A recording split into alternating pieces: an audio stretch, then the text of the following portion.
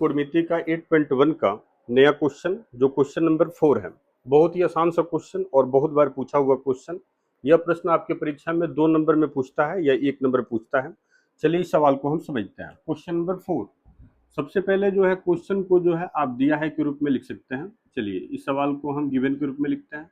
बहुत ही आसान सा क्वेश्चन है और बहुत ही इंपॉर्टेंट क्वेश्चन है। क्वेश्चन कर रहा है 15 cot a इक्वल टू 8, तो साइन ए और सेक ए का मान निकालना है।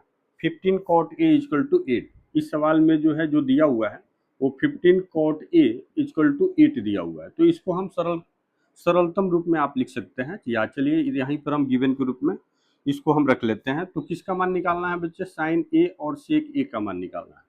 साइन ए का मान निकालना है और किसका मान निकालना है? सेक ए का मान निकालना है। दो मान आपको निकालना है। इस तरह का कोई भी सवाल बनाने के लिए आपको सबसे पहले जो है ये ध्यान में रखना है कि समकोण त्रिभुज के तीनों भुजाओं का मान हमको यहाँ दिया है कि नहीं दिया है। तो आप देख रहे हैं बच्चे समकोण त्रिभुज के किसी भुजा का मान नहीं पता है।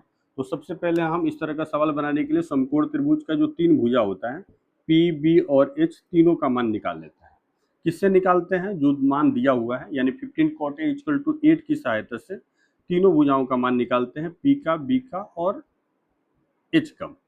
चलिए 15 cot a इक्वल टू 8 है तो यहाँ पर हम cot a का मान निकालते हैं। तो cot a अपनी जगह पर रहेगा, 8 भी अपनी जगह पर रहेगा और 15 जो है cot के साथ इनटू में है तो इधर आकर के डिवाइड हो जाएगा। अब बताइए cot का फॉर्मूला सभी बच्चे जानते हैं। cot का फॉर्मूला क्या होता है? cot का फॉर्मूला b/p होता है। तो हम यहाँ पर b/p लिख देंगे। चलिए अब यहाँ से हमको b का p का मान मिल गया। b का मान कितना मिला हुआ है? 8 और p का मान कितना मिला हुआ है? 15। तो किसका मान आपको निकालना है? h। समकोण त्रिभुज में 3 भुजाएं होती हैं पी, बी और एच।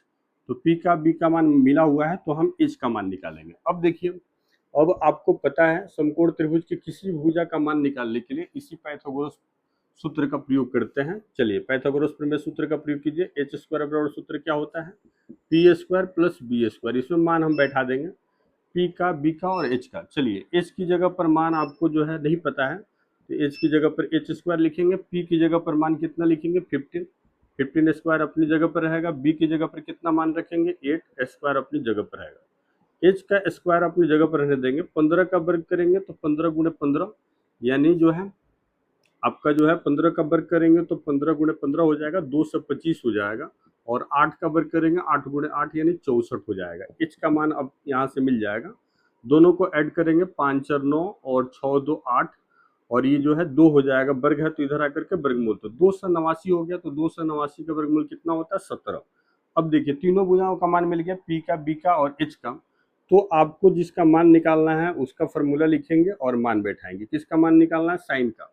तो साइन का फॉर्मूला आप देखिए बच्चे कितना होता है। तो साइन की जगह पर हम फॉर्मूला लिखेंगे पी बटा एच और पी और एच का मान हम यहाँ से बैठाएंगे। तो पी की जगह पर मान आप देख रहे हैं 15 है और बताइए एच की जगह पर मान कितना देख रहे हैं? 17 है। ये आपका पहला आंसर हो जाएगा। दूसरा जो मान आपको निकालना है वो किसका मान निकालना है? सेक ए का। तो सेक का फॉर्मूला हम लिखेंगे। सेक का फॉर्मूला जानते हैं कॉस का उल्टा होता है। तो सेक का फॉर्मूला आप देख रहे हैं, इसको जरूर याद कर लीजिएगा। एच बटा क्या होता है? बी। एच बटा क्या होता है? बी। सेक का फॉर्मूला एच और बी का मान हम बैठा देंगे। तो एच की जगह पर मान कितना बैठाइएगा बच्चे? तो एच की जगह पर यही 17 मान बैठाइएगा और बी की जगह पर कितना मान बैठाइएगा? 8 बैठाइएगा। यही आपका आंसर हो जाएगा।